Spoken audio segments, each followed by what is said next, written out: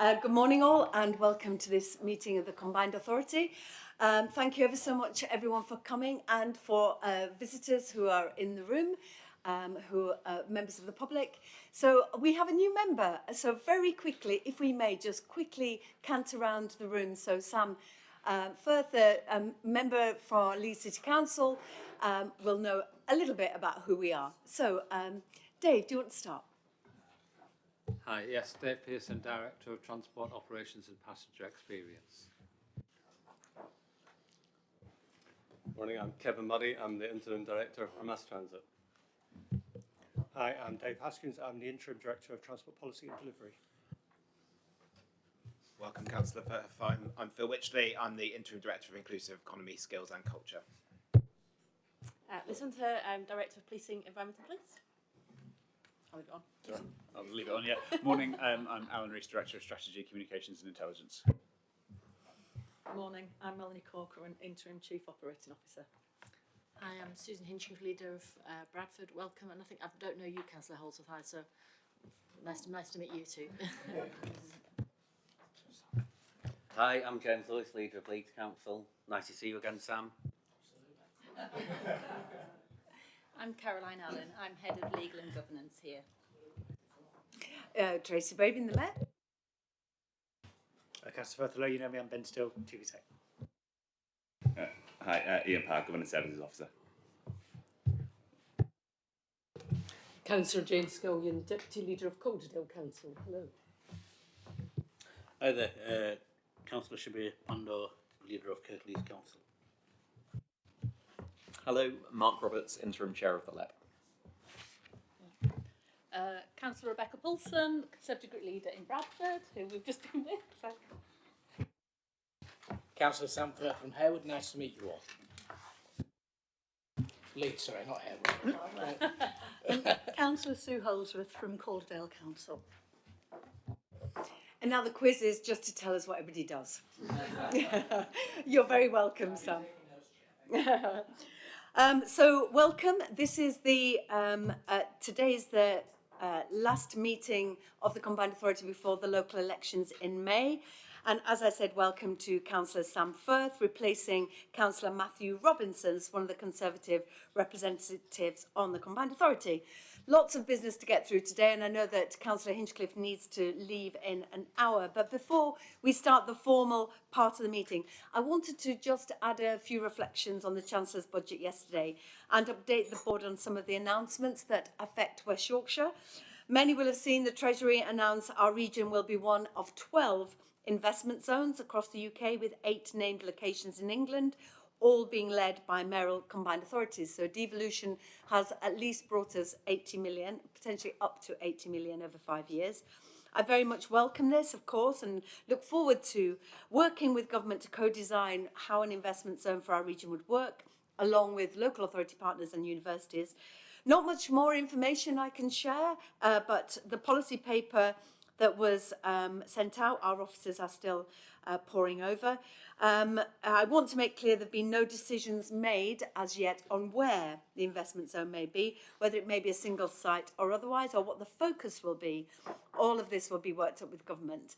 Also, I'm really pleased to see government announce new trailblazer devolution deals with Greater Manchester and West Midlands, deepening devolution with those areas with extra powers over skills, transport, and what I've always been saying that will be a game changer, that single settlement from Treasury from the next spending review period, which of course could be under a new government. When Michael Gove visited West Yorkshire last year, I made a really strong pitch for West Yorkshire to be next for a trailblazer deal, and officers have met with civil servants to pursue that outcome. Government haven't yet set out how other CAs can start these discussions, but Michael Gove is coming to a meeting of the M10 next week, and this is on the agenda, so I'll be making the case very powerfully that we must be next. It's welcome to see government extend domestic energy for a further 3 months, yet again though, another cliff edge, and businesses, more importantly, weren't given any additional help. Finally, whilst I would have preferred government to recommit Verbally, at the dispatch box, their support to our mass transit system in this budget, it was helpful. Government confirmed there will be a second 5-year City Region Sustainable Transport Settlement, which we're anticipating using to part fund and continue with our mass transit ambitions. Obviously, lots more I could say about the budget, in particular what appears to be a tax cut for the wealthiest 1% through changes to their pension pots.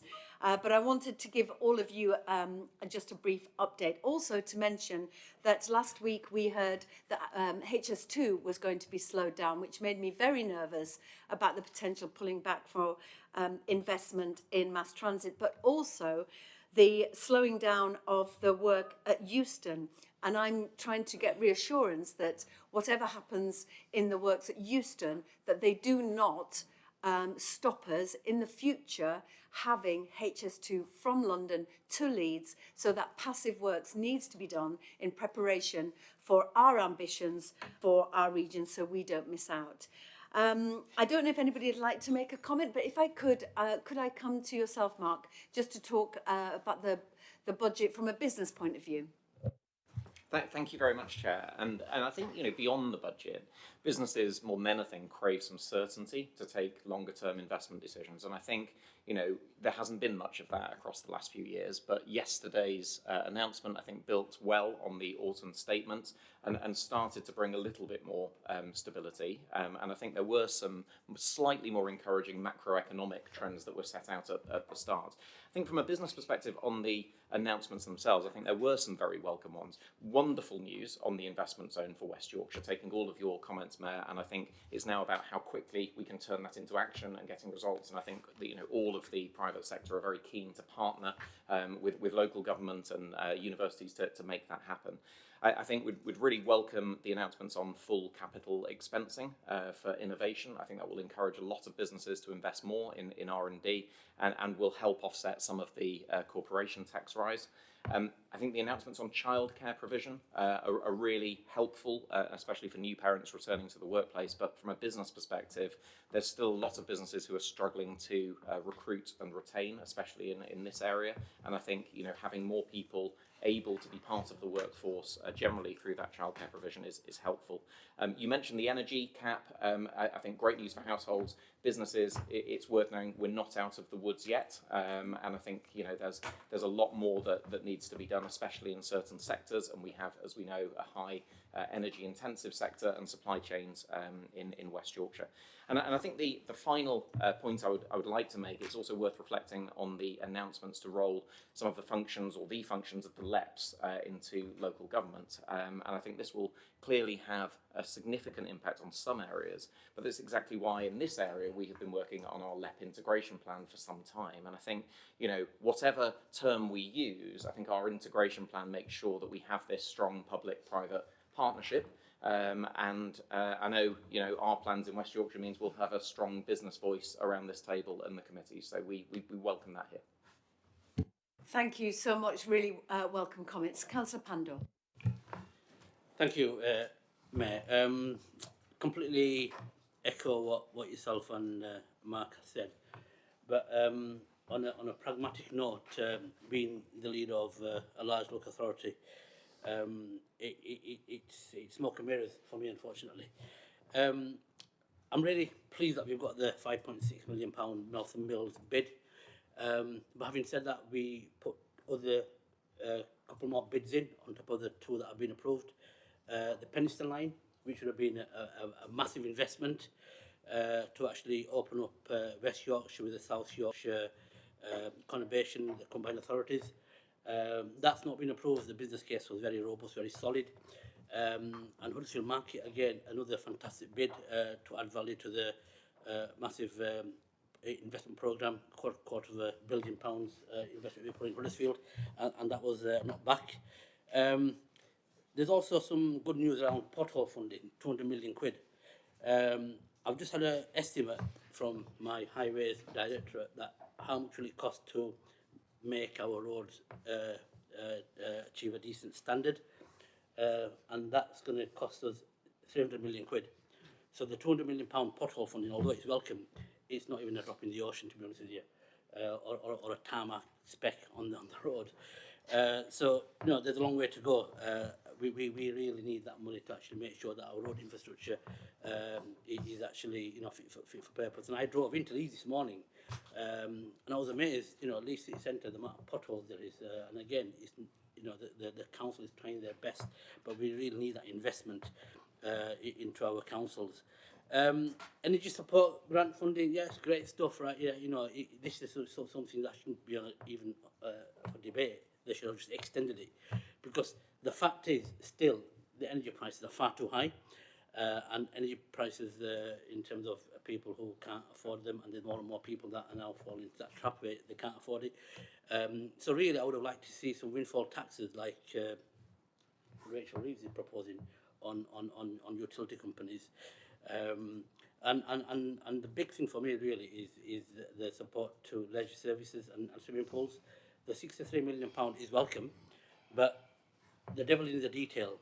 £40 million of that will be to actually put bids in to government to develop schemes that will enable leisure centres, swimming pools, etc., to become energy efficient. Now, anybody who has run projects will know that to actually start from initial planning and feasibility to delivery takes at least 2 or 3 years. By then, most of the leisure centres will be under major risk, and in my case, unfortunately, I will have to make extremely difficult decisions, and already we have mothballed 3 leisure centres and swimming pools, and it's really, really difficult when local councillors come in to actually provide a service, and they're then faced with actually making cuts.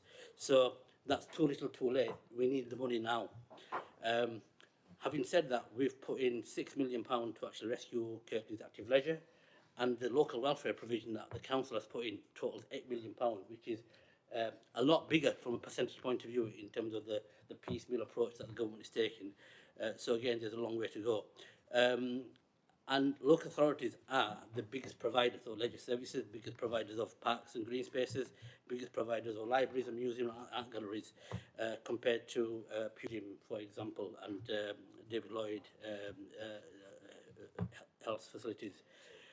On a final note, Mayor, the Office of Budget Responsibility has said there is no technical recession that's going to take place in 2023. Yeah, okay, there's no technical recession, but what does that mean for my constituents? What does that mean for my citizens? What does that mean for my community? Unfortunately, it means that they're actually having to struggle. They're having to struggle. Household incomes, disposable incomes are going to still fall by 6%. So, it's not good news. It's actually worse news than what we expected. We expected a real lifeline of the package, right? Yeah, that would actually be delivered to local authorities, local communities, to actually provide that lifeline that is so well needed. Again, the IMF has forecast for the coming year that the UK economy will still be the worst of the G7, and the UK economy will still be the smallest since the pandemic, which is a disgrace of this country in terms of the way the national government is running this country. Unfortunately, I have to say that, but there's still a long way to go. Thank you, Mayor. Thank you very much, Shabir. And certainly regarding the swimming pools, I know that delaying keeping them open will only make them less viable. And actually, just to help with the energy grant, would have kept, for example, Combe Valley swimming pool open. And it is a challenge for leaders across the whole of the region when we want healthier citizens. So thank you for that contribution. Any further comments on the budget? Yes, Councillor Paulson. Just briefly, I think something that's a real game changer across West Yorkshire for our businesses and for families is the childcare element. I think from people I've spoken to just since yesterday, that really is going to make a huge difference to families. Predominantly to women, returning back after having a family. We've got so many talented women across West Yorkshire. I'm sure the Mayor would be supporting this with her women and girls focus to get them talented women back into our workplaces. We're crying out for talent across the West Yorkshire. So I think that is a key benefit of yesterday. Thank you. And certainly as the Shadow Early Years Minister, when I was a Member of Parliament, I know the impact it will have, that you can have childcare when your child is 9 months old rather than 3, because otherwise you're kept out of the workplace. And if I could also say my respect to Jolie Brearley, who is the champion from Pregnant Then Screwed, who spoke at my International Women's Day, who has been campaigning on this for a number of years. However, sadly, is not going to be coming in immediately and will be potentially something that comes in after the next election. So I believe it should have been brought forward as a matter of urgency, because people who are having babies now, their children will be at primary school before they will have missed out on this great opportunity. Councillor Firth. Thank you very much, Chair. I just wanted to ask one particular question that might be quite interesting to look into, which is that there was a lot of money that was mentioned by Councillor Pandora and others that was given to this region, but there was a situation where it came to English City Region Capital Regeneration Funding, and it's been mentioned and touched upon. Tees Valley had 4 schemes and 19 million. Greater Manchester, 3 schemes and around 20 million. West Midlands, 5 schemes and around 24 million. We only got 1 scheme, the FAS 2 scheme here in Leeds. I got about 12.5 million. So were there other schemes that we were unsuccessful with? And do we know any particular reason why we may not have been unsuccessful with those compared to other regions elsewhere? If I could turn to Ben just to answer that, I'm obviously very happy to provide further detail. Thank you. So I think, I'm slightly looking at Liz on this, but I think that was the request that was made at the end of last year for capital schemes that could spend within this financial year. And we put forward a number of suggestions. The FAST 2 scheme in Leeds was the one that best fitted that criteria, and government accepted that. The other one that I know we put forward was for some continued funding for our business support programmes, which was operational and could have easily spent some of that money, but government declined to fund that one. If I would say, it's just a classic example of how hopeless these beauty contest bids are. They are not going to work for our region. We need to have an understanding of a long-term budget that comes from Treasury direct to us that we can then get on and deliver for the people of West Yorkshire, rather than keep going back to Westminster with that begging bowl. Okie dokie. Happy to move on? Great stuff. Thank you. Moving on to apologies. Ian, can you confirm any apologies, please? Yes, so we've had apologies from Councillor Swift. Councillor Scullion is attending in his as his substitute. We've also had apologies from Councillor Jeffrey and Councillor Morley. Thank you so much. And declarations of interest? There are none. Thank you. And moving on to item 3, exclusion of press and public. There is none required in this agenda. Item 4, minutes of the 2nd of February 2023. I just picked up, if I may, Ian, that on page 15 there is a typo that Kirklees got a trillion. Sorry, Leeds, not Kirklees. Sorry, my mistake. Not Kirklees, it was Leeds. Not a trillion, 2.97. So if we could just have a look at the typo there, thank you. Yeah, we have to look carefully at the minutes just in case. Okie doke. So let's move on to what is a really good success story. Positive news about housing delivery with a closer working relationship with Homes England. It'll help us unlock funding and support to meet our ambitious plans for those 5,000 affordable, sustainable homes that I have committed to. Working closely with each of the 5 local authorities to develop strategic place partnership, it'll see us work together to deliver those housing projects. But it's more than just building new homes, it's working together to build new places in sustainable locations where people can build their lives. And this business plan, the partnership business plan, is the first step in developing our collaboration and having that joined up approach to place-based development. It's already been discussed by the Place and Regeneration Committee. So if I could hand over to Liz Hunter, as Councillor Jeffrey isn't here, to outline the recommendations in the paper. Thank you, Liz. Thank you, Chair. So as you've already said, this is something that has been in development between ourselves, between the districts and Homes England. And I'm really grateful for all the effort that has gone into this from all parties. So thank you to the teams.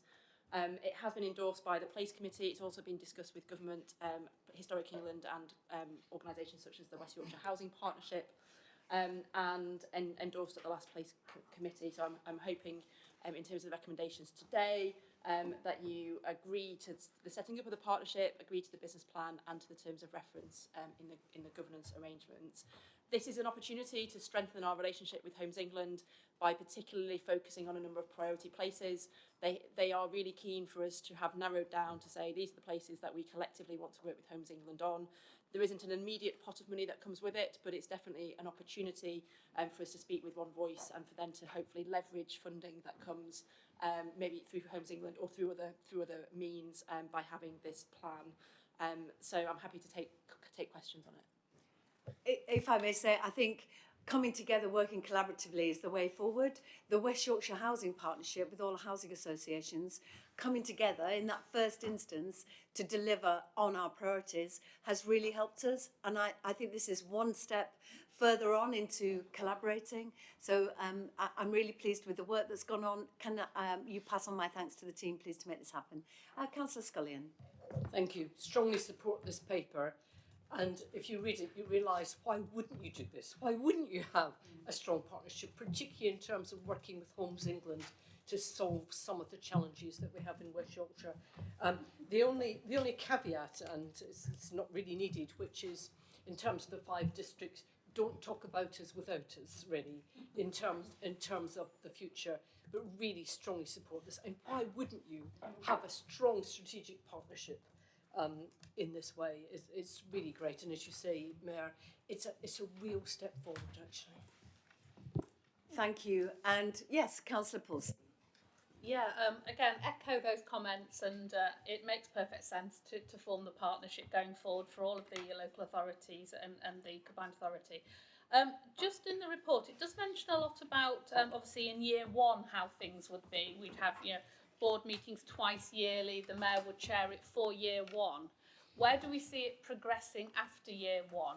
And as hopefully funding would come forward and these schemes are developed, would we see this sort of ramping up to actually get things actually done going forward? Thank you. Thank you. Liz. Thank you. So we're the first board meeting we've got in the diary for April, so hoping to have that soon, depending on your endorsement today, obviously. The board meeting is just the opportunity for colleagues to kind of come together. There'll be the work that happens outside of the board meetings, which is probably the crucial element to kind of keeping progress going. So I think for each of these sites, it will be different because as you can see, they're quite different here in terms of their where they are in their planning, where they are in development. So I'm really hoping that this partnership will take each site in turn and think about what the right next steps are for delivery, which will be different for different sites. So we have focused on year 1 because we want to try and achieve what we can in the next 12 months, but we hopefully see this as a much longer term partnership because, as you'll appreciate, some of these sites won't take just the next year to come forward. It will take further. But I'm more than happy, Chair, to come back to the Combined Authority at appropriate points and provide an update on the partnership. That will be very useful. Thank you. Okie doke. Are we happy to approve the Strategic Place Partnership Business Plan? Yes, we are. And that the CA approves the terms of reference for the board? Great stuff. Fab. Moving on to bus reform update. Buses, as you know, are a vital service for West Yorkshire, the most widely used transport system. Transport in West Yorkshire, 80% of all public transport passengers use buses. So my ambition for that London-style bus network that's efficient, reliable and affordable remains what we're working towards. But you will all be aware, as your councillors, for the challenges faced in realising that network that delivers. We last discussed at the last CA meeting the need for government to extend the bus recovery grant beyond the end of March. Since that meeting, I'm pleased government's responded to our lobbying and extended for a further 3 months. However, despite this support, some private operators have chosen to continue to cut back on services, which I will share with you I'm incredibly frustrated about.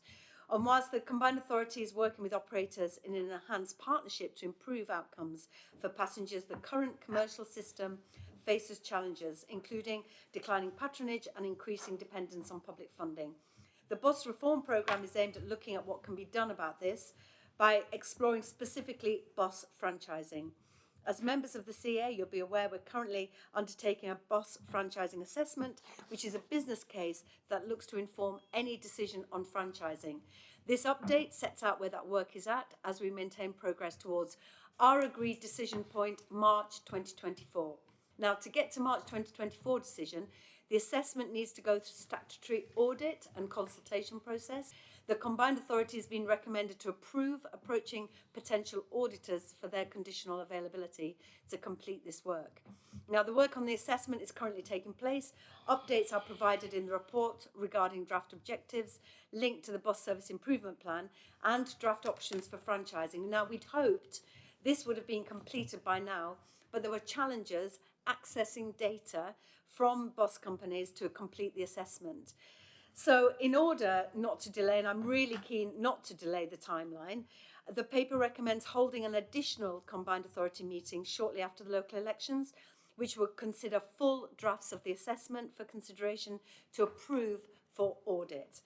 A date of this is obviously currently being sought because of pressures on diaries, but I'm hoping we can get that in the diary.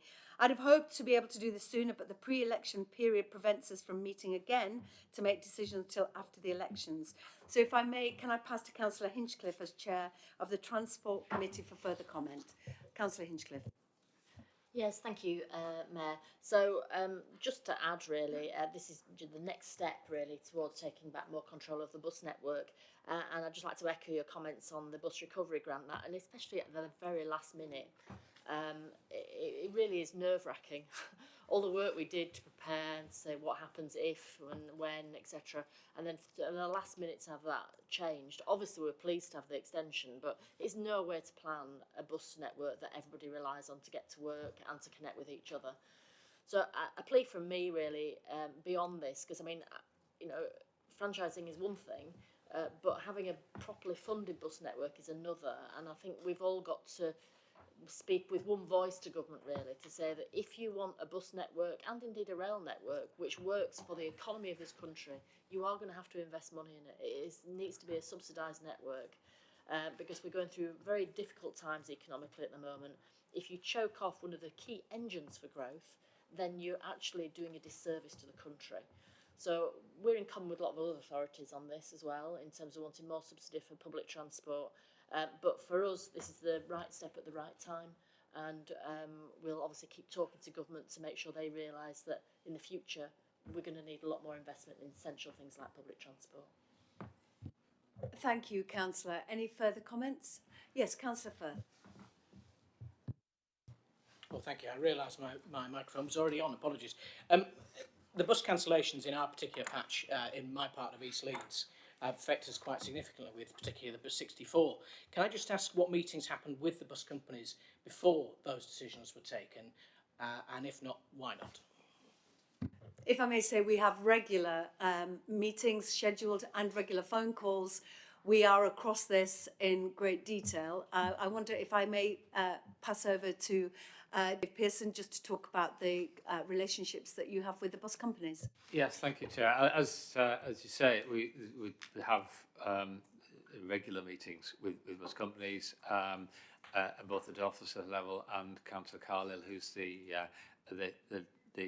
Deputy Chair of Transport Committee with particular responsibility for bus, has been meeting bus operators, as I have, to particularly over the last couple of months to sort of talk through these things. But it was quite apparent that in the case of the services in Councillor Firth's area, that the first were going to do some changes regardless of the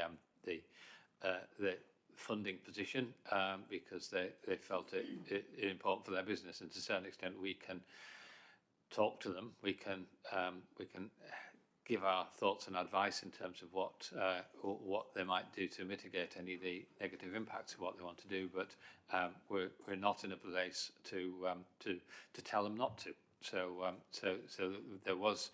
there were discussions. There was a list circulated, initially confidential, and then that list was circulated to members of the Transport Committee when we were able to do that, to give members heads up. We have managed to persuade First and last year Arriva to scale back some of their options, but we're not in a position to do that with everything, I'm afraid.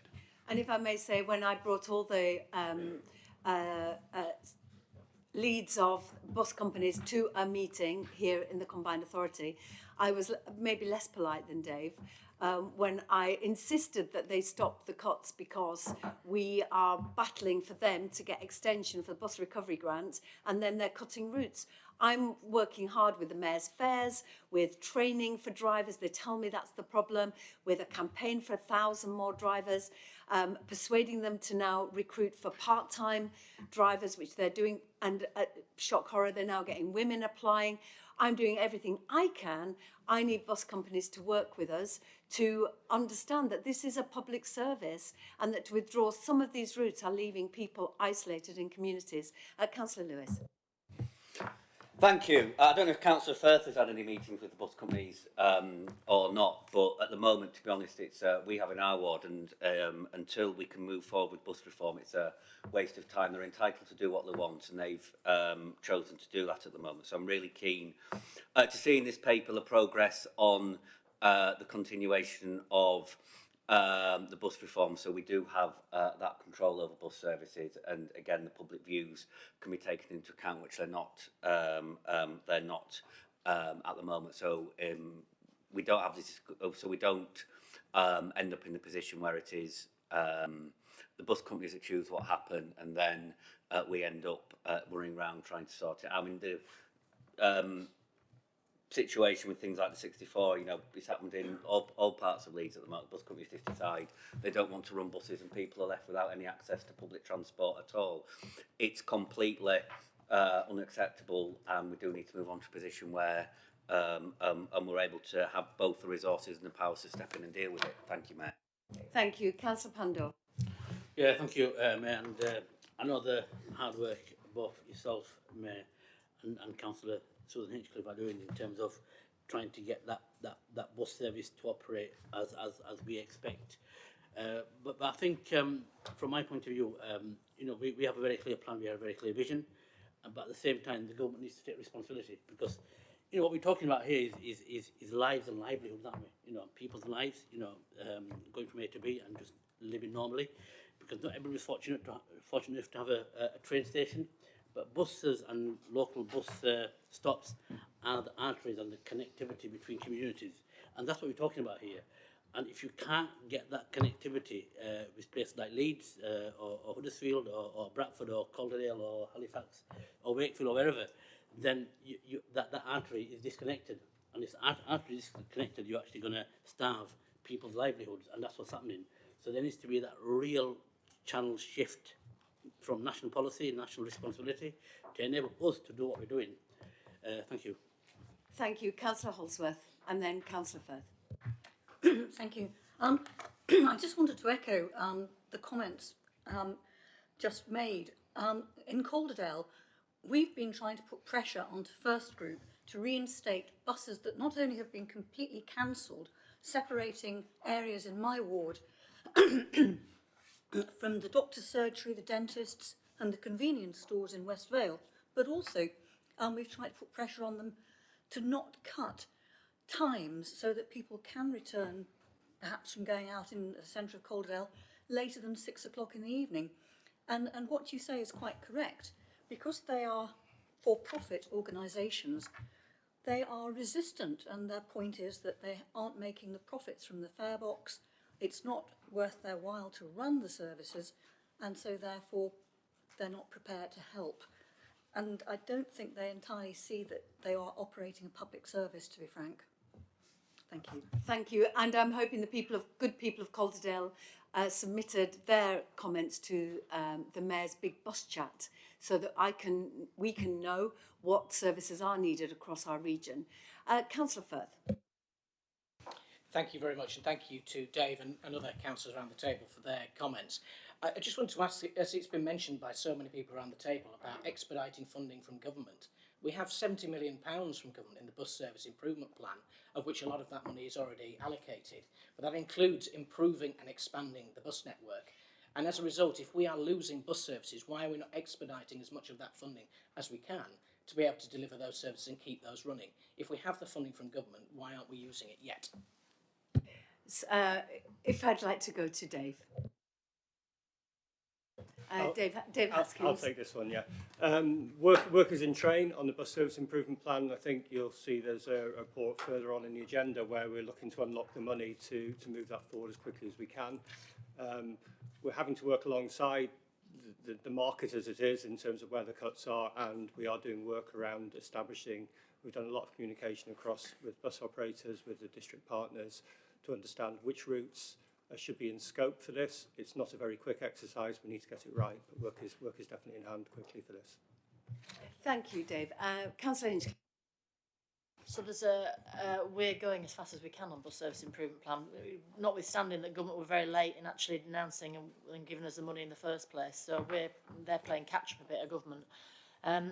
Bus service improvement plan was meant to be for additional services, new services, increased frequencies, all new routes. It's not meant to replace cuts that government have made elsewhere. So that if that's what you're suggesting, that's not what the intention is. So we'll obviously use that money as best we can with members of the Transport Committee, which actually is cross-party, of course, and cross the region, trying to get the best deal for everybody, because we want to make sure everybody is connected and we'll use the money we've got. But it is disappointing that bus recovery grant is, just 3 months at a time and may not continue, because then that bus service improvement plan money is not additional. It's just to try and keep things going, and that's not where we're at. We're more ambitious for public transport in our region. Thank you. I share your ambition. This money is for a transformational bus network, not necessarily just to prop up something that isn't working at the moment. So, if we may, are we happy to approve that we're going to secure conditional availability and preliminary briefing of a suitably qualified independent audit organisation, an auditor, so that having prepared the assessment, the combined authority, should we wish to proceed, the auditor may then be instructed to prepare a report in accordance with section 123D of the Bus Service Act 2017. All happy to approve? All approve and 2 abstentions. Thank you so much. Moving on, Mass Transit Programme update. This next item updates the Combined Authority on progress to the Mass Transit Programme, our ambitious plan to transform the public transport offer in our region.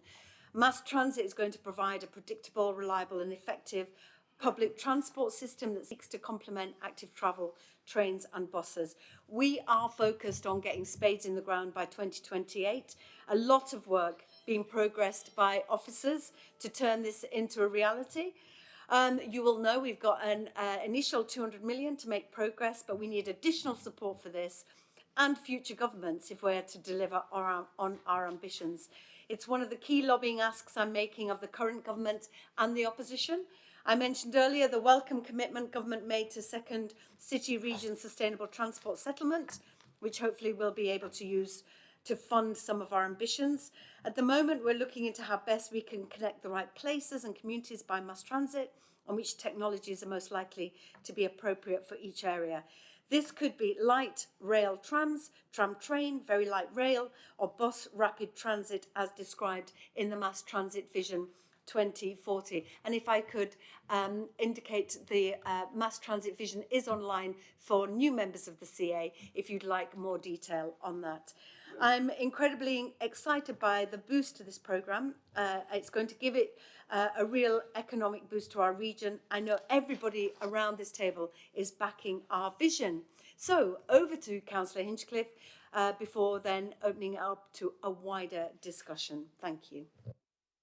No, this is great to see our next step on the road to developing something which is going to be transformational, but it is a long-term investment for West Yorkshire, and this is the kind of reason that we got a mayoral devolution deal for, because this takes us a big leap actually forward to deliver this for all the people of the whole region. And going alongside the paper we just had on buses, it just shows how we're starting to shift to make sure that more people can get connected to opportunity.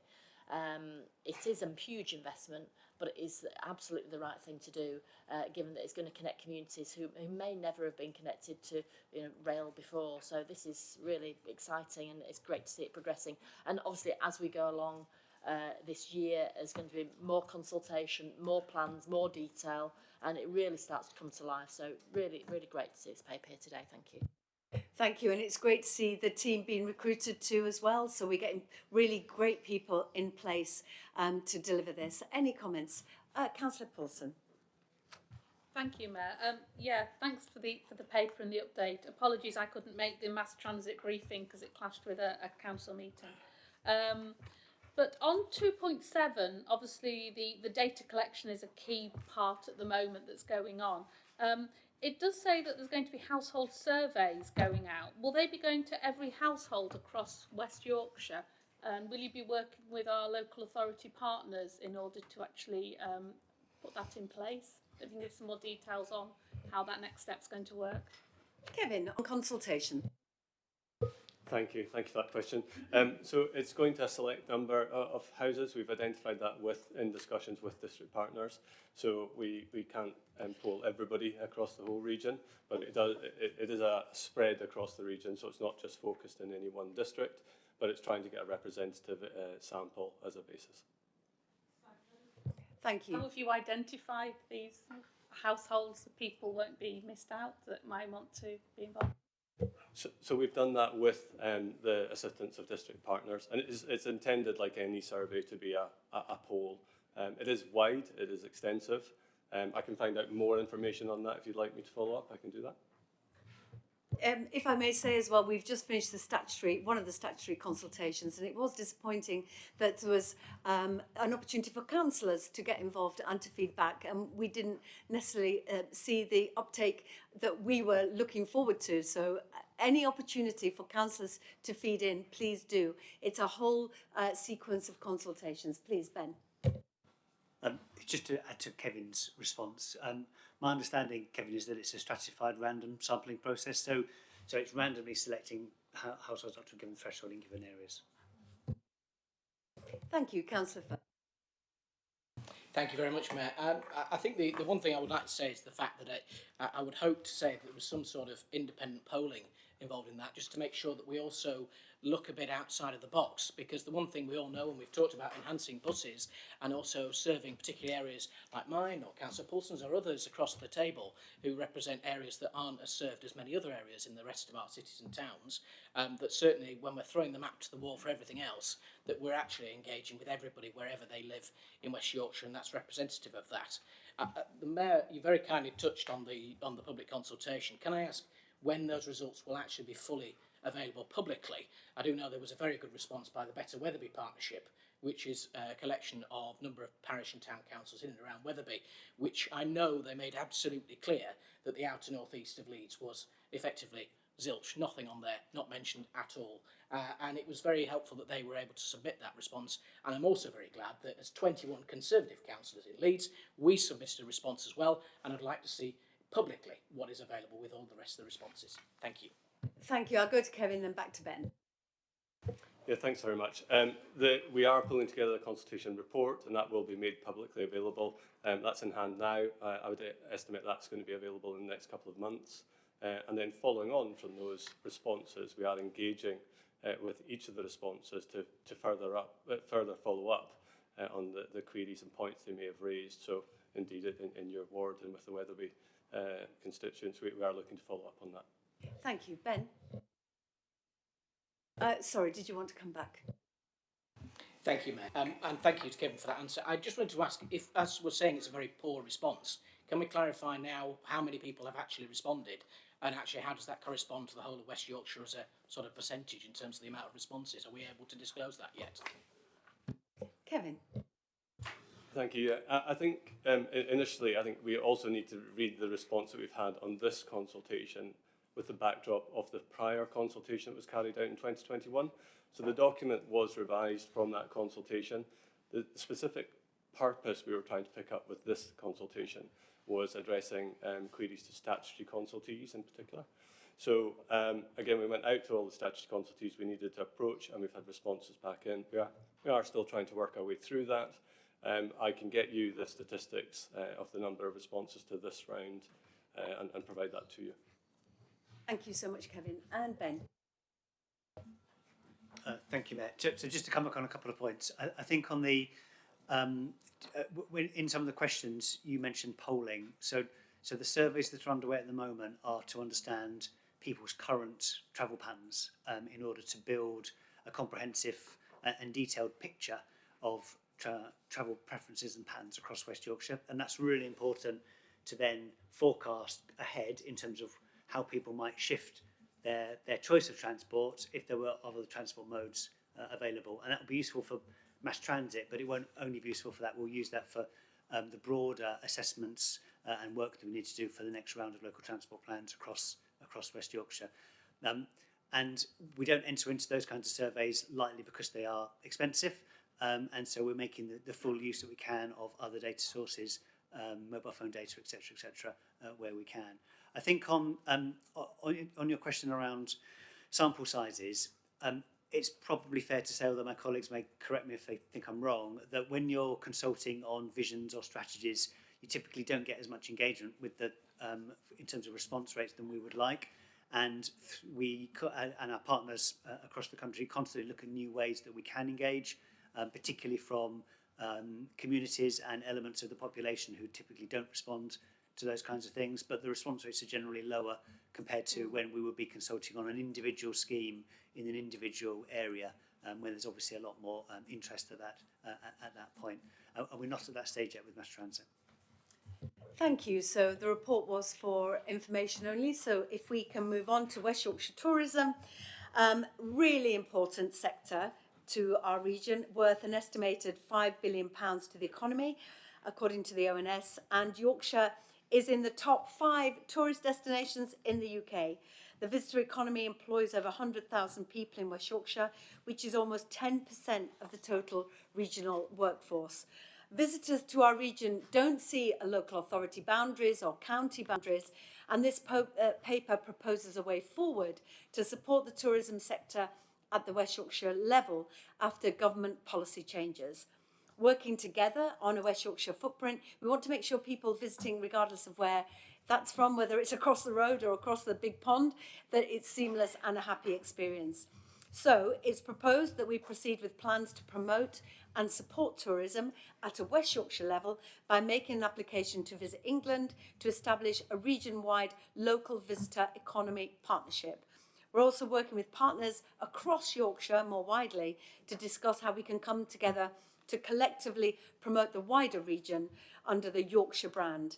So can I pass over to Phil Wycherley, please, the Interim Director of Inclusive Economy, Skills and Culture, who'll be taking us through the rest of the paper. Phil. Thank you very much, Chair. So, kind of as the Mayor said, this paper proposes a way forward to support our tourism sector and promote the region to visitors at the West Yorkshire level, and this is a response to government policy changes around how Visit England and destination management works.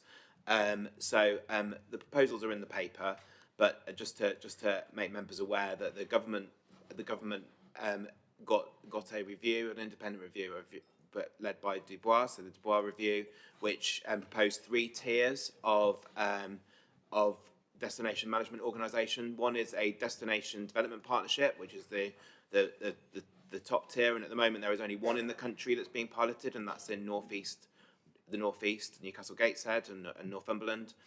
A local visitor economy partnership, which is what this paper proposes we go to be one of at a West Yorkshire level, and then a 3rd tier which will not receive the same level of Visit England, Visit Britain support in terms of promoting national campaigns. We're also, alongside that Visit England, Visit Britain work, it's also important to acknowledge that both at local authority and combined authority level, we do a range of things to support the tourism and hospitality sector in our region through business support, skills support, and the work we're doing on at the combined authority level and in local authority support years of culture to promote visitors to our region and our region to people from outside the country. So this paper proposes that we proceed with a plan to bid for a West Yorkshire region-wide local visitor economy partnership, and that bid is led by Visit Leeds, but governed by representation across all local authorities and the combined authority to make sure we've got that regional coverage.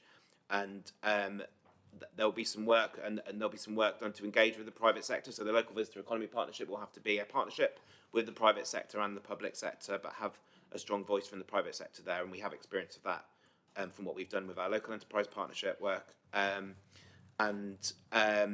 alongside that work, we're going to be doing a destination management plan to understand the opportunities and challenges to promote the region.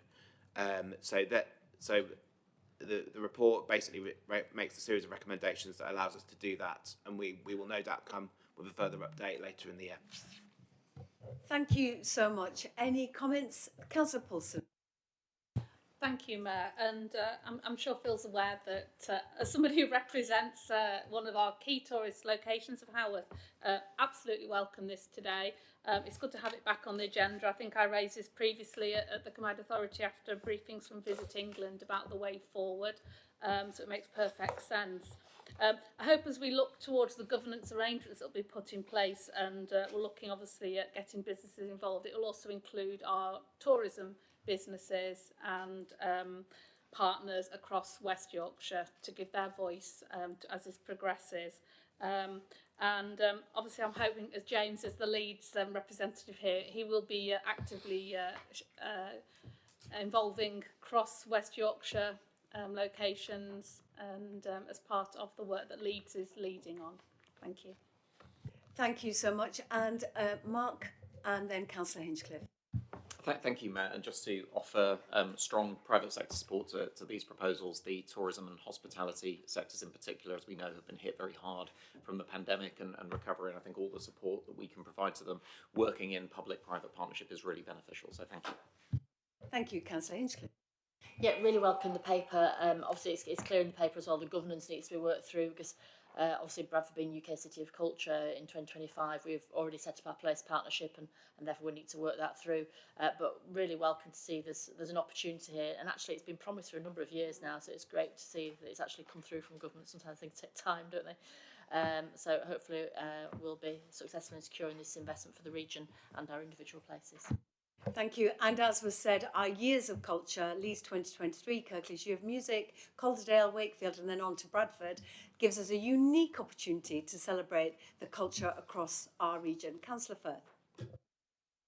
Thank you very much, Chair. And also, I think it'd be remiss of me not to mention my ward, Harewood, is named after Harewood House, and obviously the treasure house of England that it is, but also the fact that the recent news that's hit international news this week, that given that my ward is in the Kingdom of Elmet, that Romano-British and Anglo-Saxon skeletons found just next door in Garforth have hit international news in America, and I think it's certainly something that's very welcome in this to make sure that we can celebrate that across the whole of our region. I just wanted to ask, as mentioned by Councillor Hinchliffe, about the governance, when we're expecting for that to actually come back to us to have a look at it in order to ensure that before agreement it's as robust as possible, especially given the legacy of Welcome to Yorkshire, and also more generally there's a mention of the funding that's going to go to City Council to administer the LVEP. Can we just confirm, has the funding already gone to them, or will we be expecting it if we agree the status, and how quickly can we get this ball rolling with Leeds City Council? Thank you. And certainly the location of the bones was described in all the media as 200 miles north of London, which was rather unfortunate, I think. So just to go back to Phil on a couple of those other questions. So I'm so sorry. Councillor Lewis, then Phil. I missed you, James. Thank you. Yes, the excitement of finding small queens in Leeds isn't news to some of us, but I'm glad it's gone around the world. So, in terms of the, just in terms of Councillor Poulson's point, just to be absolutely clear for the authority, the Leeds team are a very successful team. I think, off the top of my head, we were. Before the pandemic, we were looking at 30 million tourist visits a year to the Leeds Council area, like Councillor Firth says. Lots of significant attractions in Leeds.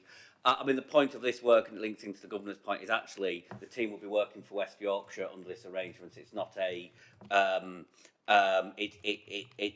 a very successful team. Will be working for West Yorkshire under the arrangements we've talked about. So I'm really keen.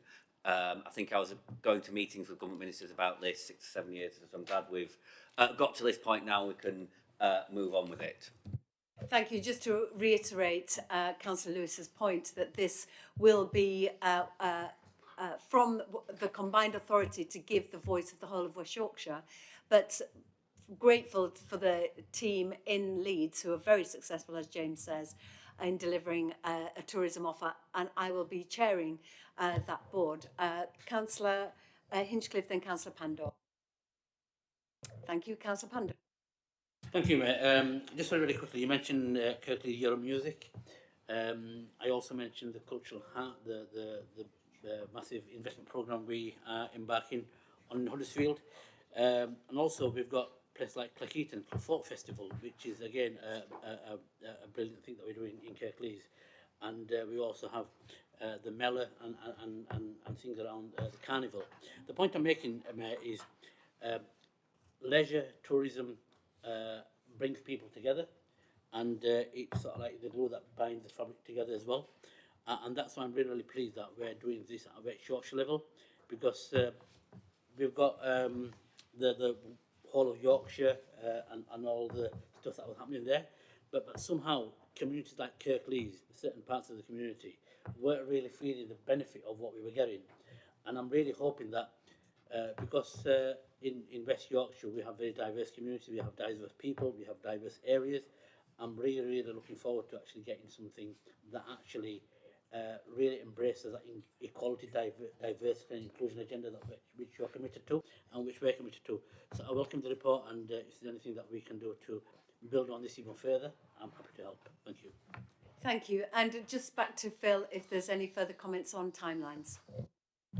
Yeah, just a couple of things. A couple of things in response to Councillor Firth's points. Just to answer your point on the capacity funding, that is already approved funding from previous CA that's being utilised for this. So it's the Leeds capacity funding. The second thing around the governance, I think others have kind of reflected on that, but just to say that for the LVEP application, we're responding to kind of the national rules on LVEPs around governance. But I think, as I said, when we introduced this report, there's a wider piece around the wider support we give to tourism as a region, and we need to think of an appropriate level of governance that reflects our region. But the point is important to make, that it needs to be something that we all own collectively together across the region, because it's pushing our tourism offer across the region. And just finally, in response to Councillor Pandor's point, I think it's a really good point around the diversity of the region, and doing something on a West Yorkshire footprint allows us to have a slightly different identity as a tourism promotion area than we would at a Yorkshire level. So there's something we can do there potentially, and we feed into our destination plan around how we promote and celebrate our region. Thank you so much. So are we happy to approve a local visitor economy partnership application for West Yorkshire is supported going into Visit England, and that the governance will be developed, and that I will be there championing the tourism sector, and this will be reflected in the governance, and an independent destination management plan will be commissioned utilising capacity gain share funding allocated to Leeds City Council. All in approval. Thank you so much. Fabulous. So moving on to item 9, item 9A, and thank you to Councillor Hinchcliffe for attending. So investment priority 1, good jobs and resilient businesses. This report provides details of a scheme that's recommended to the Combined Authority for progression through the assurance process. If I could invite Phil to come back. Oh, apologies, it's Shabir to comment, Councillor Pandor to comment on this. Thank you. Thank you, Mayor. I'm really pleased to be talking about this particular business registry programme. The key is that it's going to boost small, medium and other enterprises, and also it's going to be key to driving productivity through providing financial support and advisory support to the SME sector. The aim is to help a minimum of 238 businesses, 205 with financial support, and at the same time it will start to address the issues that have been highlighted within the NatWest report around entrepreneurs with BME background. That's just one element. I'm sure there's other things that we can do, but that's something that we're developing through the Business Economy Innovation Committee. We've got people there that are committed to this part of the agenda. It will also ensure businesses can grow and improve the productivity. Productivity has been a massive issue over the last 13 years. Without getting too political, I think we now need to drive that ambition forward. And productivity means that we have to invest in our people, you know, because people are the engines in a nice way of making sure that our productivity is increased. And that means that we've got to provide good jobs. We've got to provide new jobs. We've got to start looking at jobs that haven't been invented. And this is going to be something that even innovates and it reinvents our local economy.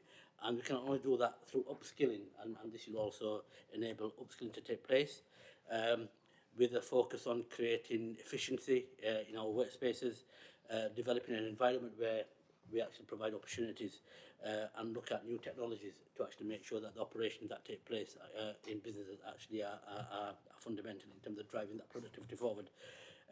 Members will know that we set aside £4.5 million through the gain share. There's been a slight change to this. £3.5 million now is being asked to support this programme through the Shared Prosperity Fund, and the remaining £1 million through gain share. So once again, I'm really, really pleased to actually introduce this programme of business support. Any more details? I'm sure between myself and Phil will be able to answer any questions, but that's something I'd like to recommend to this committee. Thank you, Mayor. Thank you so much. Any comments? Mark? Thank you, Chair. And just to offer support, private sector members have been very closely involved in the development of the programme. It's much needed. As the UK SPF local partnership group, we also considered this and we're very supportive of the proposal, so just very much endorse. Super. All happy to recommend? Thank you. Moving on, item 9B, investment priority 3, creating great places and accelerated infrastructure. Now, this report provides details of a scheme that's recommended to the CA for progression through the assurance process, and 2 schemes that are looking for delegation from combined authority to the chief executive, and a scheme that is looking to have its delegation to a separate committee. So there'll be 3 approvals. I'll pass to Liz Hunter, Director of Policing, Environment and Place, to outline, there are 4 schemes for consideration. Thank you. Thank you, Chair. So I'll talk through these as we go. So the first one is around the portfolio for investment priority 3. And the Place Regeneration and Housing Committee have discussed this several times in order to help prioritise. So Councillor Scullion may want to come in, but basically the Place Committee have had the conversation about where we should be focusing. This is quite a wide range of outcomes that we're trying to achieve across this portfolio, from housing, regeneration, employment, flood risk, digital, our natural environment, and safer and stronger communities. So it's a very wide range portfolio. We recognise that we want for this portfolio to be able to try and leverage other funding. So this today is really just bringing forward 2 elements of that, because we're still working on the other parts. So the 2 elements that we're looking for today is development funding to help us continue with our housing pipeline. So we've already been working closely with our district partners to bring forward sites using some of our revenue money to help unlock sites at a very early stage to kind of keep them going. And this is an opportunity to use our own funding to carry that programme on.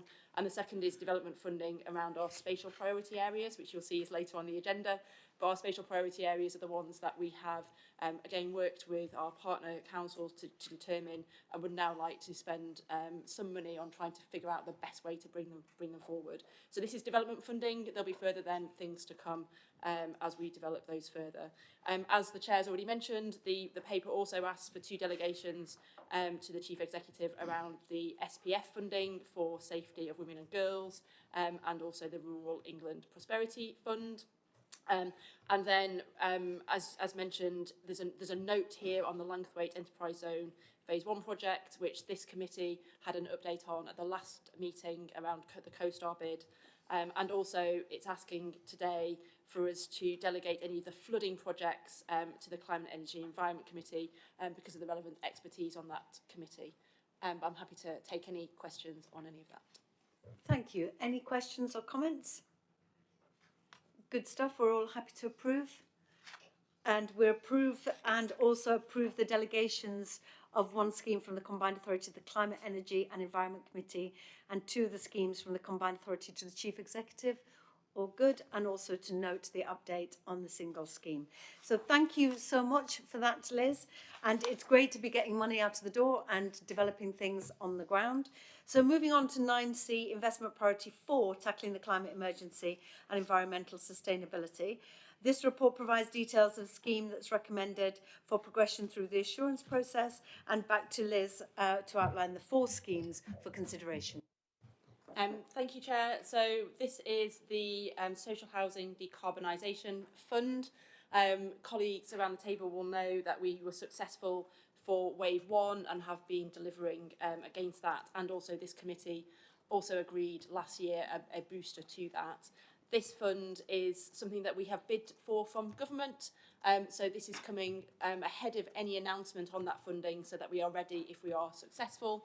And it is very much a partnership with the West Yorkshire housing providers, which you mentioned earlier, Chair.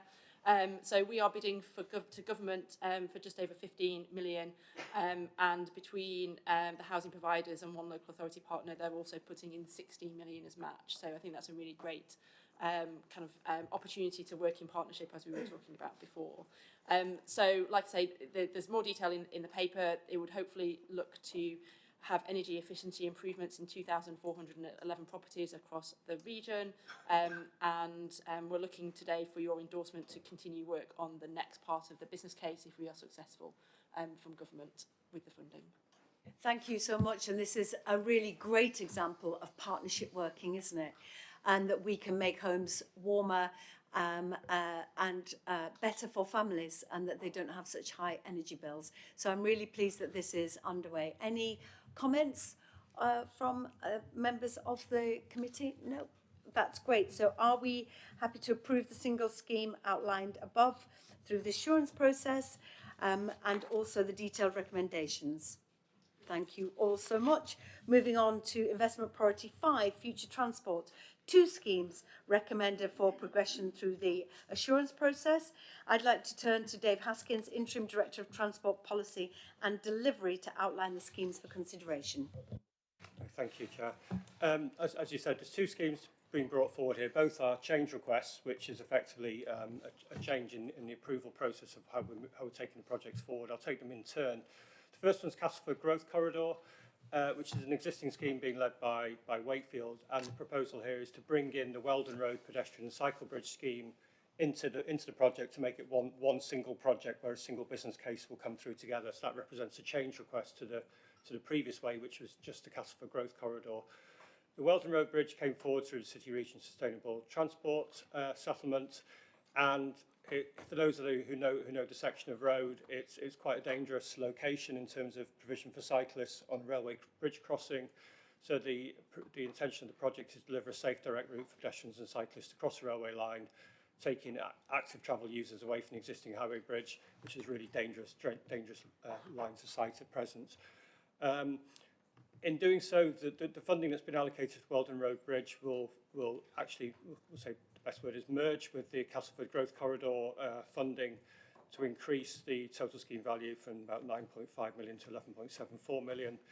And it's also unlocking a funding recommendation of 577,473 as part of this report. Thank you. Councillor Firth. Thank you very much, Mayor, and thank you, Steve, for that thing. I think the one thing I just wanted to touch upon is the fact of, I think the particular scheme at Thorpe Park is on this item is particularly absolutely going to be transformational for the communities in East Leeds and my own community, especially given the recent opening of the East Leeds Orbital Road as well, despite its issues. And I think it'd just be helpful to get any update you can provide in terms of how quickly some schemes like that are going to be delivered going forward. Obviously, we're going through the assurance. We've got the fantastic funding from not only just this authority, but also from the New Stations Fund, and wanted to see where that goes forward, given the great funding that's come forward from West Yorkshire and the government. Thank you. Thank you, Dave.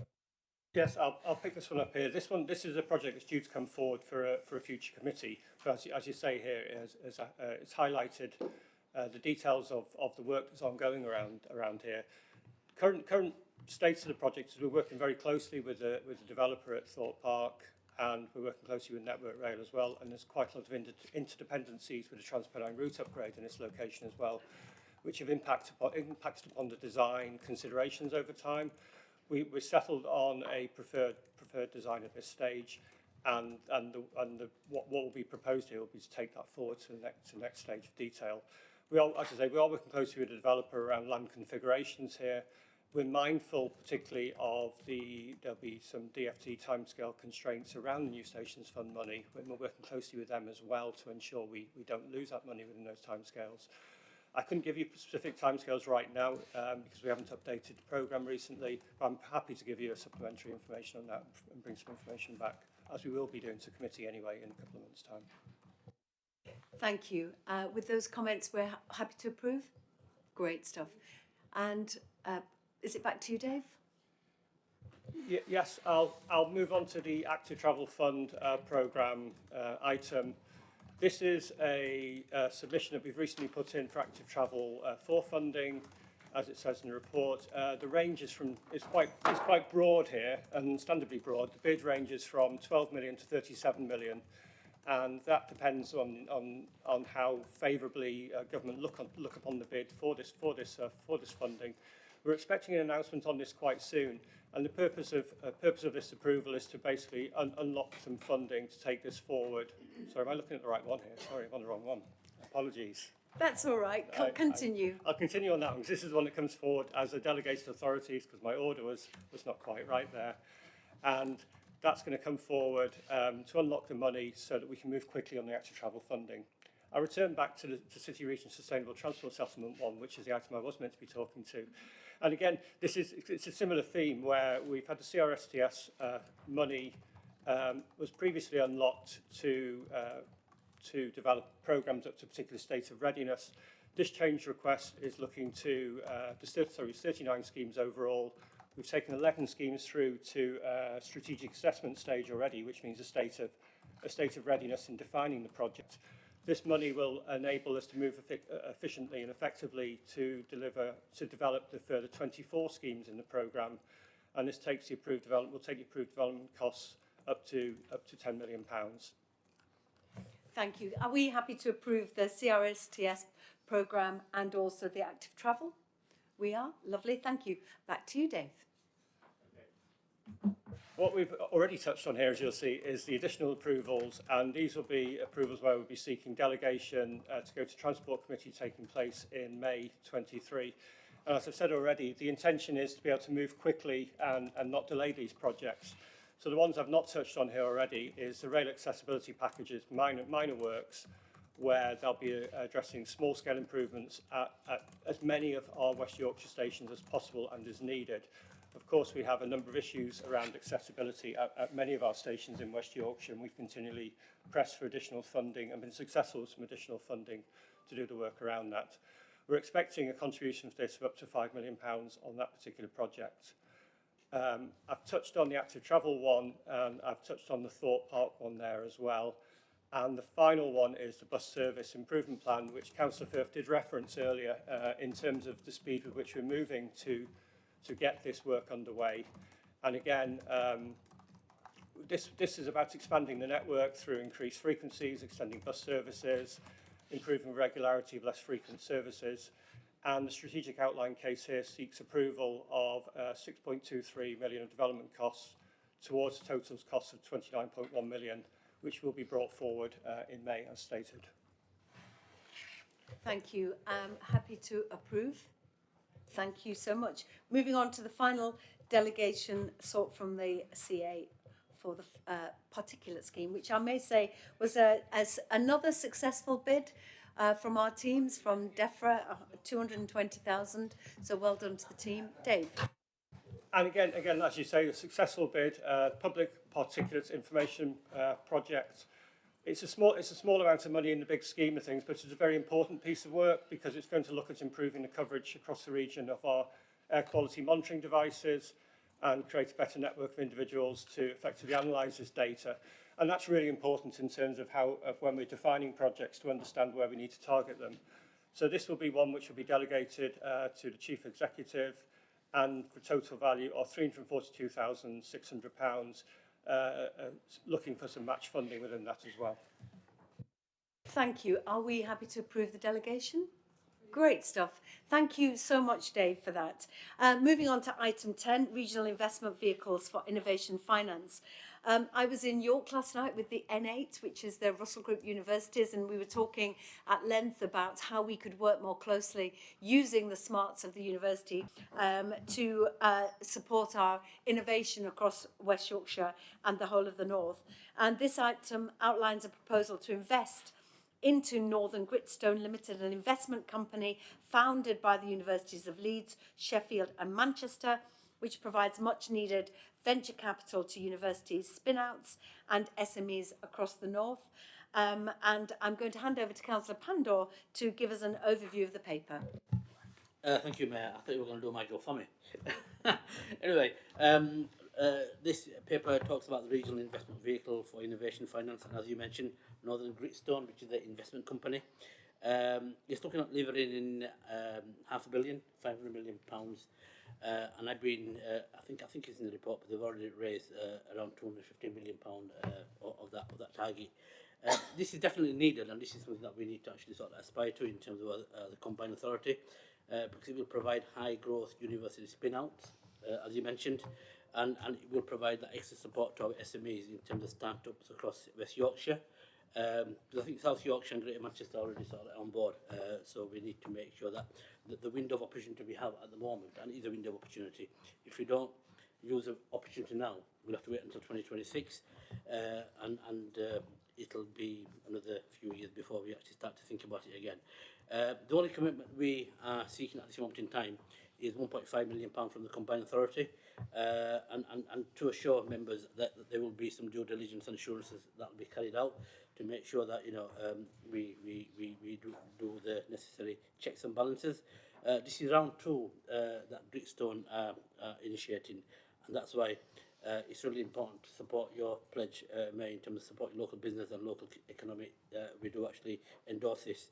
The plan is over 5 years, it will generate £100 million into the West Yorkshire region, attract £300 million for co-investment again over the next 5 years, and to look at investing in 30 companies in West Yorkshire again over 5 years. 18 of them will be university spin-outs over 5 years. We're looking at developing skilled jobs, 450 across West Yorkshire, and the return on investment is between 2 and 4, depends how you see. But I'm hoping that it will be more in the 4 than the 2 over a 10-year period. So again, this is something that's quite innovative and it's needed, especially at a time when we do actually need to plan and invest for the future. So I would recommend the committee approve this report. Thank you, Mayor. Thank you. Any comments? Yes, Councillor Paulson, and then Councillor Holsworth. Thank you, Mayor. Yeah, really exciting, a bit of a different project, this one. I'm just wondering how it fits into our current investment strategy. Do we need to have a bit of a review of our investment strategy if more things like this are likely to come forward? And given obviously we're buying sort of shares in the company, will there be some sort of return or dividend that can then be reinvested going forward? Thank you. That's the whole point of it, I think. So if I go over to Phil. There's a wider point around the investment strategy, but I think on this, the decision we're asking is we will be doing due diligence on the return on investment, which is why we're asking for final sign-off from the Chief Executive.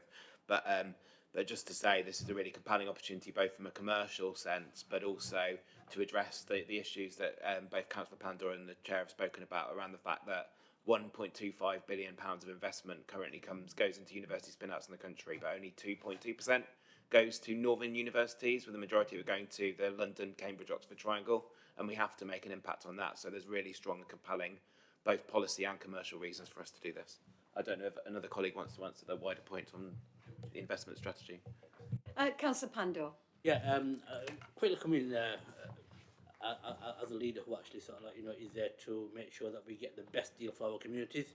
And I did have a long conversation with officers around this, and I think it is the right thing to do, especially when South Yorkshire and Greater Manchester are ahead of the game. And the return on investment is one thing, but to actually bring that extra investment to the combined authority is really, really important. And I think the point you mentioned, Rebecca, is really important as well. This is a different way of doing things, and this is what we need to start getting our heads around, that how can we actually start looking at different ways to innovate, and actually how can we start looking at investing in stuff like this. £1.5 million is only a small amount in the totality of the budget of the combined authority. We will be shareholders and we will get an equity stake in there. You know, so we will have a real voice on the table. But I think the most important bit is about the 450 jobs, the £100 million investment to the West Yorkshire economy. And I'm hoping that, you know, we actually go beyond that, but that is something that we need to look at. But the due diligence and assurances will need to take place. Thank you, Mayor. Thank you so much, Councillor Holdsworth, and then Alan. Thank you, Chair. It's just a question about 2.9. You mentioned that 1.5 million was invested in slingshot simulations, and in addition to this, 26 West Yorkshire businesses are currently active and receiving funding. Have we got any evidence of any return on that investment to date in terms of, I mean, it was mentioned we're shareholders. Have we got anything to show the benefits of the money that's being given to these organisations, and has there yet been any return to the combined authority for that contribution? Phil? So the key point is we're not investors yet, so we're asking for a decision about to become an investor in this scheme. Oh, okay. The second point is it's still kind of a new scheme, so it's making investments and talking about pipeline and future investments at the moment. But a lot of this is kind of patient capital, so you invest and then you get returns over a longer term period. The work we've been doing and the discussions we've been having with Northern Gritstone and their advisors, Lazards, and our own kind of due diligence and expertise on this is demonstrating that schemes like this, and this scheme is forecast to have quite a healthy return, and a number of institutional investors, including pension funds, are investing in it as well, and they will need for their own investment boards to demonstrate an expected healthy return to make that investment also. So we're fairly confident as we go through this that will be the case. Thank you very much. Thank you for clarifying that. Thank you. Councillor Pando. Yeah, very, very quickly, one of the schemes that we will be looking at investing in, again, I think it's in the report, is in Halifax. So, you know, it's good news for Halifax. Yeah, that's a really good way to look at it. Alan. Thank you, Mayor. I just wanted to respond to Councillor Paulson's point about the investment strategy. So you're correct that there is a need to review the contents of the investment strategy. We've already committed to do so on an annual basis. The particular point here is that the investment strategy, at the moment, there's a general assumption that what public money is used for is to invest in where there's a case of market failure, and whereas this is a different type of opportunity. So we need to amend our frameworks so that it's clear that we can take advantage of this opportunity. And clearly, what we're trying to do here is deliver a commercial return for the combined authority, and at the same time promote wider benefits through investment in these businesses.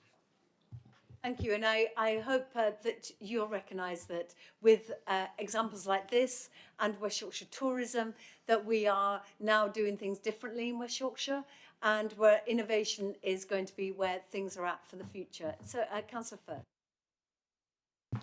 Thank you very much, Mayor. I just wanted to come back on a particular point, which is interesting when it comes to these businesses, because I know at my university, which was a London university to say the least, there was a big investment in terms of supporting startup businesses from there, and I think it's certainly ambitious for the whole of Yorkshire to say the least when it comes to delivering this. And I just wanted to ask, in terms of, do we know any more detail in terms of actually when we want that return, the types of businesses that are being invested in, and sort of the way in which Northern Gritstone is actually choosing the businesses that it's actually going to be funding to ensure that we have that safety in terms of getting that return? Phil. A really excellent question. The Northern Gritstone team are highly experienced in this field and have worked on similar funds in other places, and they'll be using that expertise to make sure that they're investing in the businesses that are likely to develop a strong return, but also kind of in the research and development spin out. They have strong relationships with the universities, both the three universities that are involved in setting it up. So in this region, the University of Leeds, but they're also working to have excellent relationships with the University of Huddersfield the University of Bradford and other regional universities. And just to say, just at the point that Councillor Pandor made around investments in Halifax, we've been speaking to Northern Gritstone already about the pipeline they've got, and they've got businesses across all our local authority regions, including kind of Halifax, Wakefield, Huddersfield and Bradford. It's not just Leeds where these spin-outs will be, and they're looking to work to those wider universities. I think the nature of spin-outs does vary based on kind of what they're doing, but we do have kind of some established innovation centres, incubation centres, both in Nexus, Freembic and at the University of Bradford. They're really established at kind of identifying, establishing and supporting these businesses, and we hope that this will work, and we expect this to work alongside those. Thank you. Ben. Thank you, Jay. Just to come to add to Phil's comments, two quick points. One is that answering these questions is part of the due diligence work, so you're asking absolutely the right questions. The second thing is, Northern Gritstone isn't just a funder; they provide a lot of support to the companies that they're selecting, and we're hoping that therefore provides a greater level of certainty that that those companies will be successful. Thank you. Are we happy to recommend? Good stuff. Thank you. So moving on to item 11, UK Shared Prosperity Fund. We've got to. It's basically an update of where we've got to with the delivery of the UK Shared Prosperity Fund. Can I hand over first to Mark Roberts, who chairs UK SPF, and I thank you for your dedication for what is quite a big and often I can imagine onerous task, reading through all the papers. But the local partnership group is thriving, and then I'll pass over to Alan Rees for any further comments. Thank you, Mark.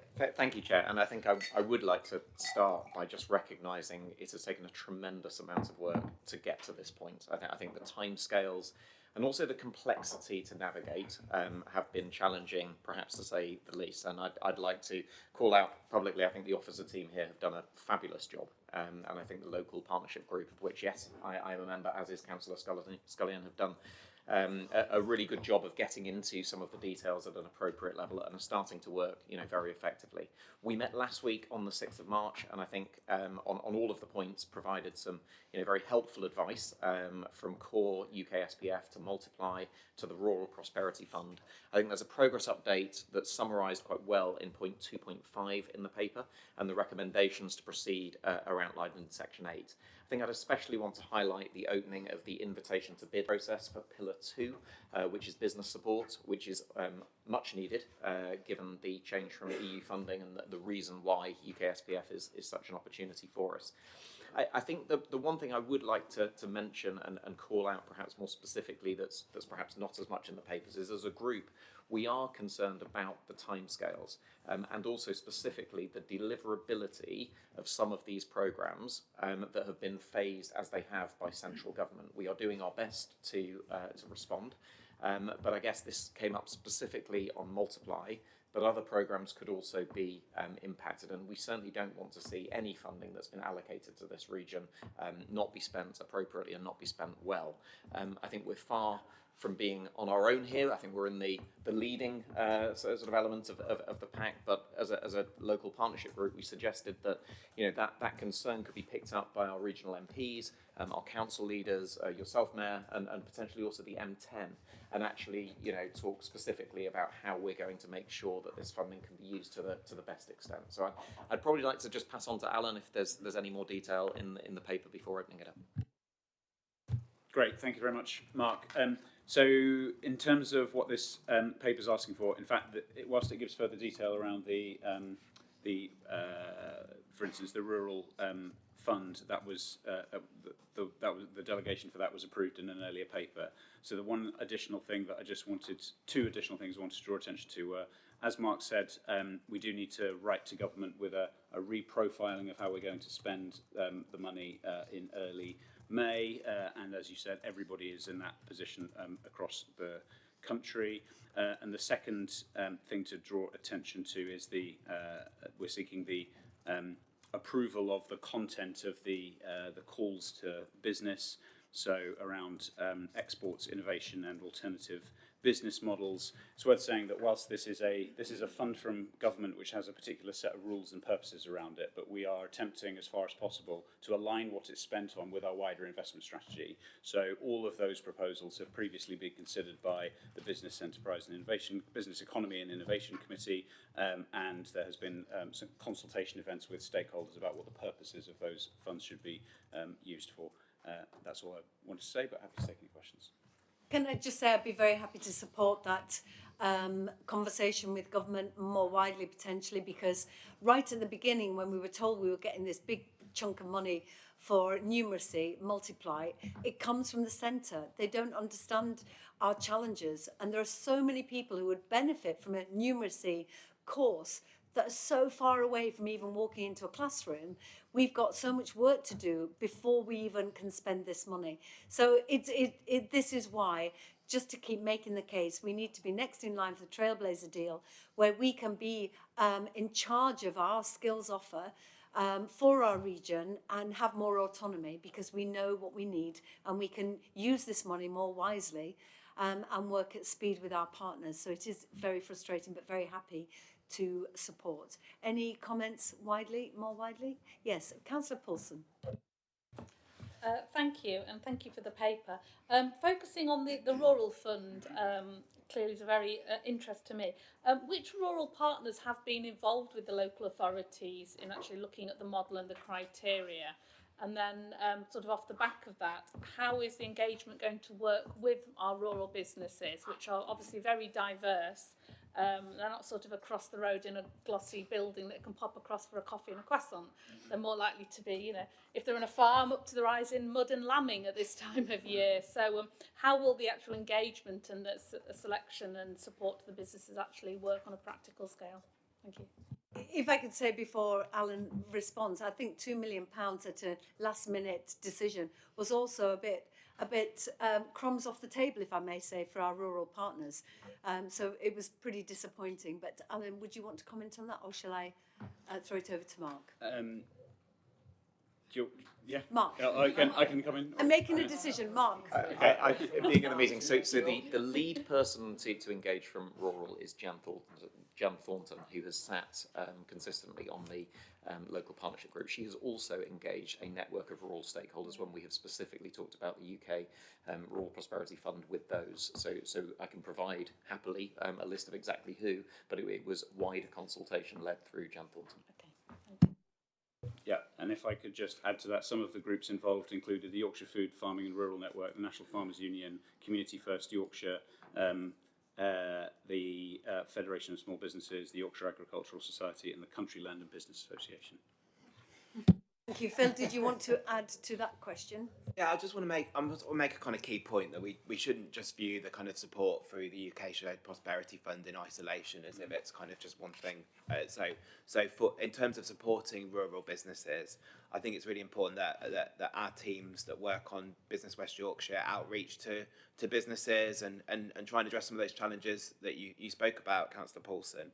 And we're really, really keen to explore that and engage with businesses, think about kind of pop-up cafes and how we might address that kind of rural question and be in the communities, not just in the city and town centres as well. So really, really helpful point, which I'll take back. Thank you, Councillor Firth. Thank you, Mayor, and thank you to the comments. Otherwise, further to Councillor Paulson's point, I represent an area that's fully parished, and we have a number of rural areas that are parish and town councils. Can I ask, are they on that stakeholder list, or could they be added to that list to ensure that they also, as an elected local level, are representing their rural communities or villages? Thank you. Alan. It's a good question. So they're not on the stakeholder list, but we can look into consulting them in some way as we look to operationalise the fund. Thank you. Great. So we're happy to accept the recommendations. Yes, we are. Moving on.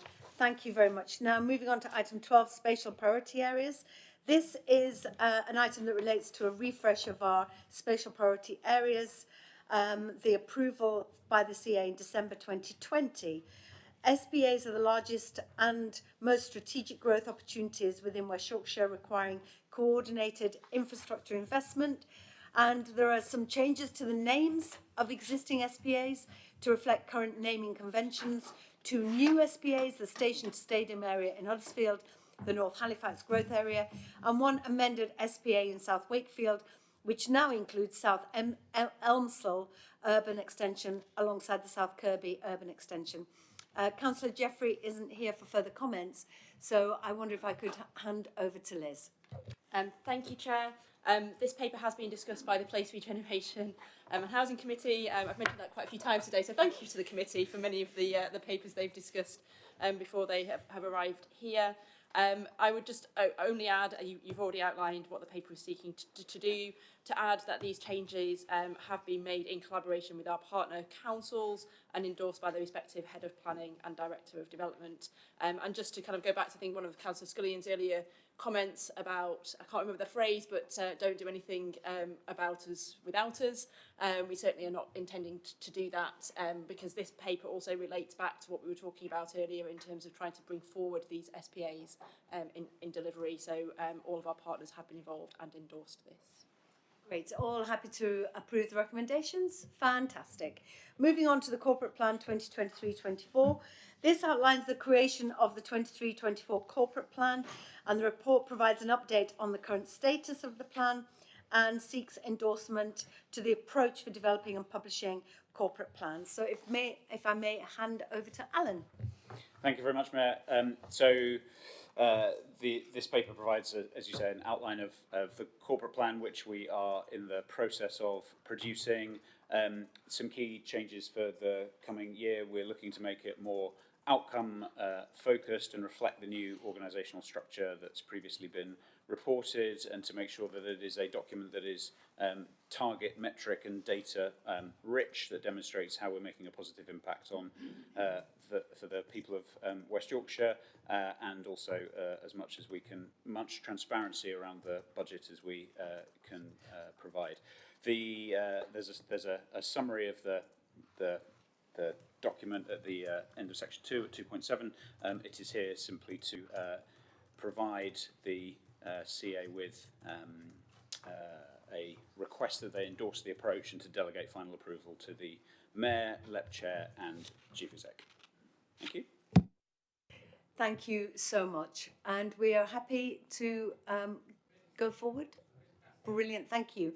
And to recommend. So moving on to governance arrangements, I feel that Mark Roberts might have to leave the room in this moment.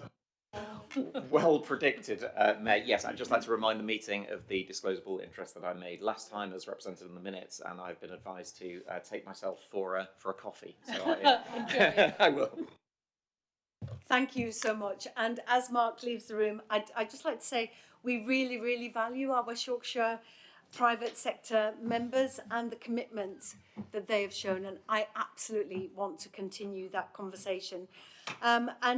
We spoke about this paper, some of the outcomes from this paper at the LEP board, and we had a good discussion, some positive comments, some concerns as well, but I've heard those concerns. And bearing in mind that yesterday government also have made it very clear at the budget that they want LEPs to come to an end by 2024. So we've obviously taken that into our thinking as well. So this report deals with a number of governance matters, including appointments to committees, the outcome of our independent remuneration panel review of the LEP Chair's allowance and delegation to the Chief Executive. But if I could just go over to yourself, Caroline, for this item. Thank you, Chair. I suppose if I just start with the fifth recommendation in relation to the LEP Chair, because this is the only element of the report that Mark needs to leave the room for. So if we can deal with that recommendation, then perhaps we can bring him back in to be part of the rest of the discussion, if that's okay. So this is a report. You'll see it appended to the IRP report is appended to this committee report.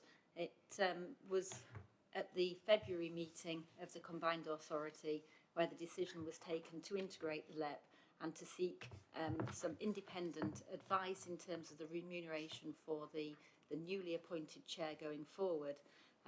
The report is self-explanatory. I should say in terms of the membership of the IRP that considered this, It was the IRP that we have used previously, chaired by Declan Hall, but it was also joined by Farah Butt as to give that business perspective. And Farah is a private sector member on our business economy and innovation committee. So we had that broader advice and view from the panel to feed into that. You'll see within the report itself, we've outlined at 214 the recommendation from that in terms of the level of remuneration at £30,600 per year. To be fair to the IRP, you'll see from the report that they were sort of recognised that they were forecasting in terms of a new role as opposed to looking back in terms of a previous role, and took that into account with a recommendation as well that may need to be reviewed in a couple of years' time. So if I pause there, Mayor, at that point in terms of taking a decision on that recommendation, and then we can turn to the other aspects of the report. And I'd like to say that the panel also were alive to the fact that in 2 years' time it might change again. So it was really helpful to have that flexibility. Councillor Firth. Thank you very much. And this is on the LEP chair, not yourself.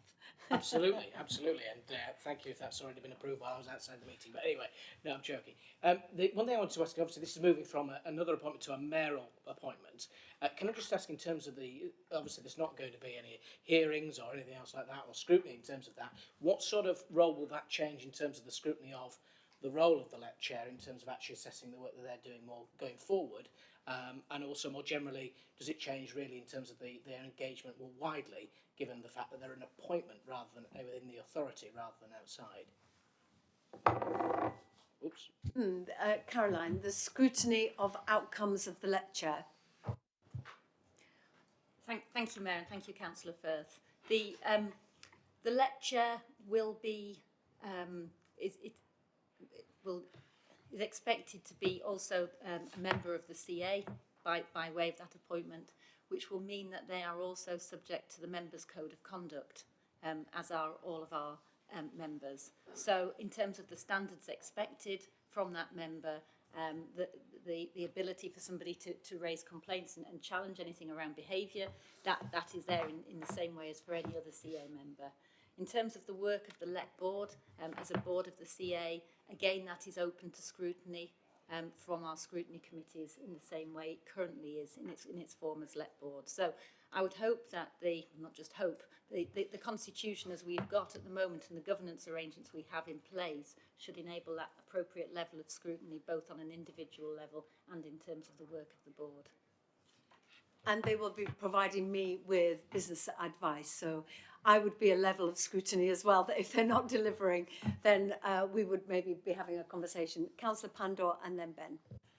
Yeah, thank you, Mayor. A very important and interesting question, Councillor First, asked regarding the scrutiny of the LEP chair. But already it's been through a scrutiny process, an external scrutiny process through the independent review panel.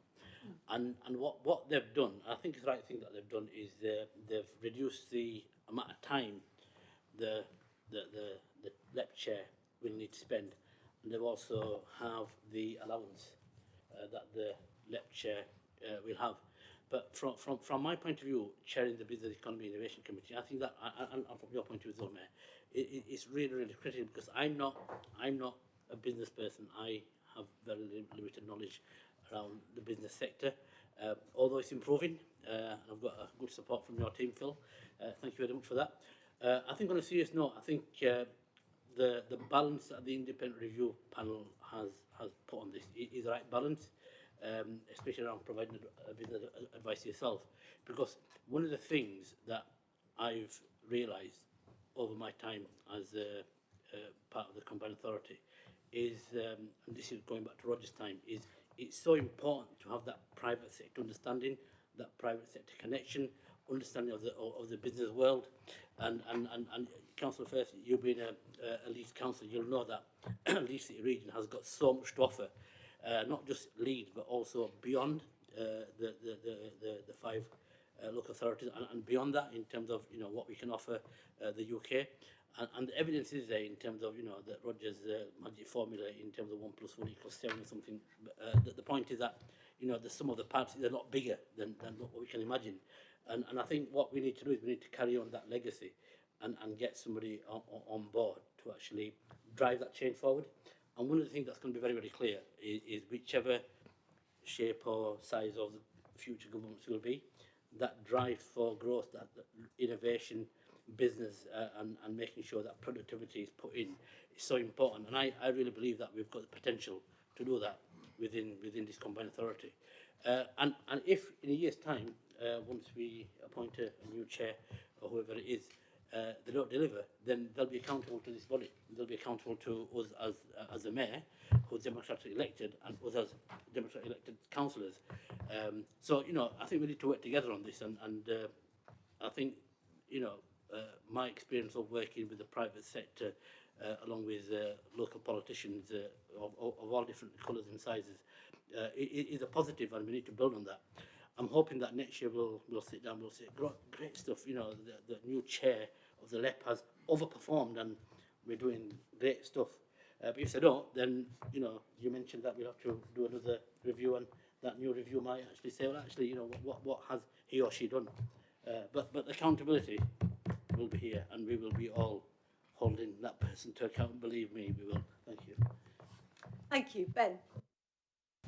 Thank you. Actually, Councillor Shabir covered some of the points that I was going to make.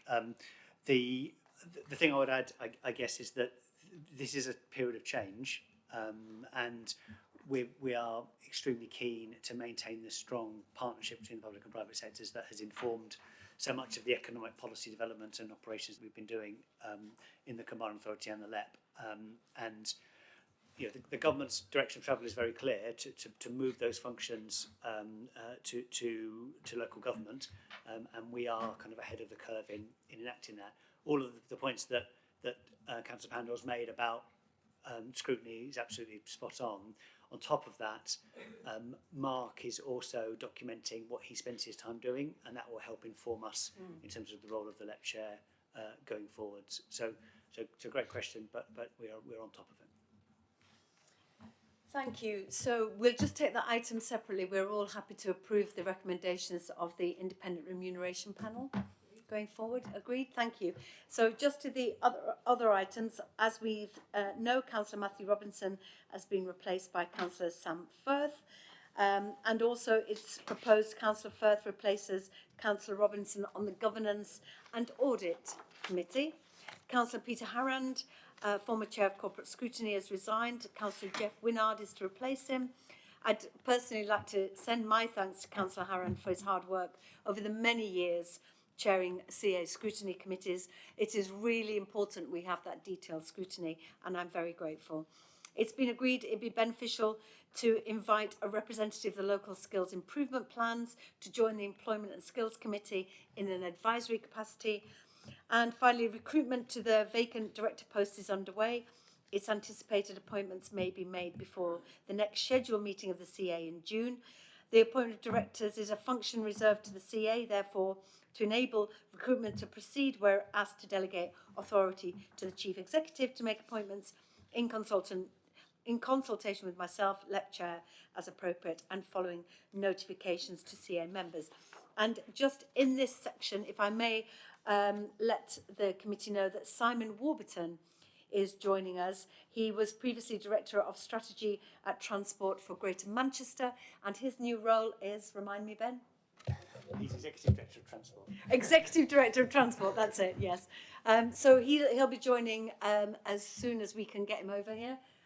Subject to the CA approval in a moment. Subject to your approval, because I think he's going to add massive value to our organisation and to support our ambitions for that London-style transport network that we want across West Yorkshire. And his experience in Greater Manchester is going to be invaluable as well. So can I just request that we have the approvals to all those changes? Excellent. Thank you all so much. So moving on, I think that is the end of the meeting. We've got the minutes for information. So can I thank everyone for their attendance. Just to end, also, we'll be, as a reminder, we'll be holding an extra meeting immediately after local elections. The governance team will be in touch. And the next scheduled meeting is the AGM, which takes place on the 22nd of June, which feels like miles away. So I'm grateful for that extra meeting after the local elections. Thank you all for taking the time and for your contributions. It's been a really good committee meeting, and look forward to further conversations. Thank you all.